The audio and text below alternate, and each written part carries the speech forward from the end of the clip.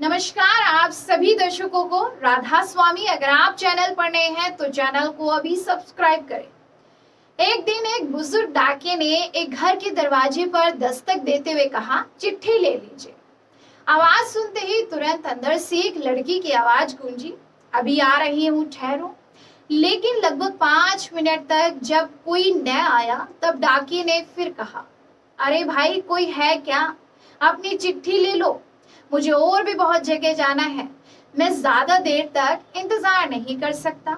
लड़की की फिर आवाज आई, डाकिया चाचा, अगर आपको जल्दी है तो दरवाजे के नीचे से चिट्ठी अंदर डाल दीजिए, मैं आ रही हूँ, कुछ और देर लगेगा। अब बूढ़े डाकिये ने झल्ला कर कहा, नहीं मैं खड़ा हूँ, रजिस्टर्ड चिट्ठी है, किसी का हस्ताक्षर भी चाहिए। तकरीबन 10 मिनट बाद दरवाजा खुला।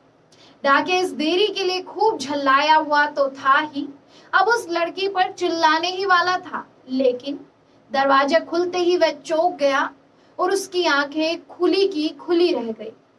उसका सारा गुस्सा पल भर में फुर हो गया। उसके सामने एक नन्ही सी अपाहिज कन्या, जिसके एक पैर नहीं थे, खड़ी थी। लड़की ने बेहद ही मासूमियत से डाकिये की तरफ अपना हाथ बढ़ाया और कहा, दो मेरी चिट्ठी। डाकिया चुपचाप डाक देकर और उसके हस्ताक्षर लेकर वहां से चला गया। वो अपाहिज लड़की अक्सर अपने घर में अकेली ही रहती थी। उसकी माँ इस दुनिया में नहीं थी और पिता कहीं बाहर नौकरी के सिलसिले में आते जाते रहते थे।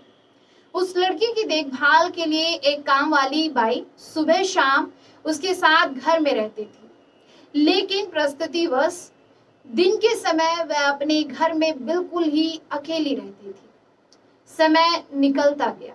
महीने 2 महीने में जब कभी उस लड़की के लिए कोई भी डाक आती, डाकिया एक आवाज देता और जब तक वह लड़की दरवाजे तक न आती तब तक इत्मीनान से डाकिया दरवाजे पर ही खड़ा रहता। धीरे धीरे दिनों के बीच मेलजोल और भावात्मक लगाव बढ़ता गया। एक दिन उस लड़की ने बहुत ही गौर से डाकिये को देखा तो उसने पाया कि डाकिये के पैर में जूते नहीं है। वह हमेशा नंगे पैर ही डाक देने आता था। बरसात का मौसम आया। फिर एक दिन जब डाकिया डाक देकर चला गया तब उस लड़की ने जहां गीली मिट्टी में डाकिये के पांव के निशान बने थे, उन पर कागज रखकर उन पांव का चित्र उतार लिया। अगले दिन उसने अपने यहाँ काम करने वाली बाई से उस नाप के जूते मंगवाकर घर में रख लिए। जब दिवाली आने वाली थी उससे पहले डाकिये ने मोहल्ले के सब लोगों से त्योहारों पर बख्शीश चाही। लेकिन छोटी लड़की के बारे में उसने सोचा कि बच्ची से क्या उपहार मांगना, गली में आया हूं तो उससे मिल ही लूं। साथ ही साथ डाकिये ये भी सोचने लगा कि त्योहार के समय छोटी सी बच्ची से खाली हाथ मिलना ठीक नहीं रहेगा। बहुत सोच विचार कर उसने लड़की के लिए 5 रुपए की एक चॉकलेट ले ली। उसके बाद उसने लड़की के घर का दरवाजा खटखटाया। अंदर से आवाज आई, कौन? डाकिये ने कहा, मैं हूँ गुड़िया, तुम्हारा डाकिया चाचा। उत्तर मिला।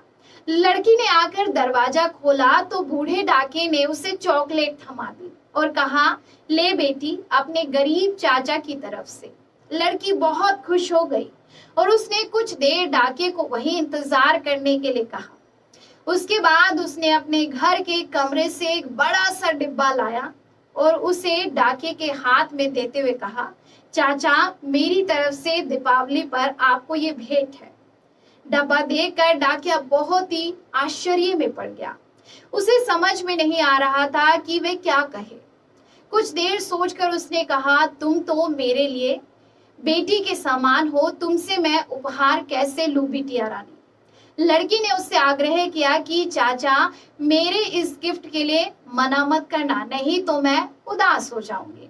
ठीक है, कहते हुए बूढ़े डाकिया ने पैकेट ले लिया और बड़े ही प्रेम से लड़की के सिर पर अपना हाथ फेरो, मानो उसको आशीर्वाद दे रहा हो। बालिका ने कहा, चाचा, इस पैकेट को अपने घर ले जाकर खोलना। घर जाकर जब उस डाकिये ने पैकेट खोला तो वह आश्चर्यचकित रह गया, क्योंकि उसमें एक जोड़ी जूते थे। उसकी आंखें डबडबा गई। डाकिये को यकीन नहीं हो रहा था कि एक छोटी सी लड़की उसके लिए इतना फिक्रमंद हो सकती है। अगले दिन डाकिया अपने डाकघर पहुंचा और उसने पोस्ट मास्टर से फरियाद की कि उसका तबादला फौरन दूसरे इलाके में करा दिया जाए। पोस्ट मास्टर ने जब इसका कारण पूछा तो डाकिये ने वो जूते टेबल पर रखते हुए सारी कहानी सुनाई और भीगी आंखों और रूंधे गले से कहा, सर आज के बाद मैं उस गली में नहीं जा सकूंगा। उस छोटी अपाहिज बच्ची ने मेरे नंगे पाँव को तो जूते दे दिए, पर मैं उससे पाँव कैसे दे पाऊंगा। इतना कहकर डाकिया फूट फूट कर रोने लगा। आज के लिए बस इतना ही। अगर आपको हमारे ये वीडियो पसंद आया हो तो प्लीज लाइक करें, चैनल पर नए हैं तो चैनल को सब्सक्राइब भी जरूर करें।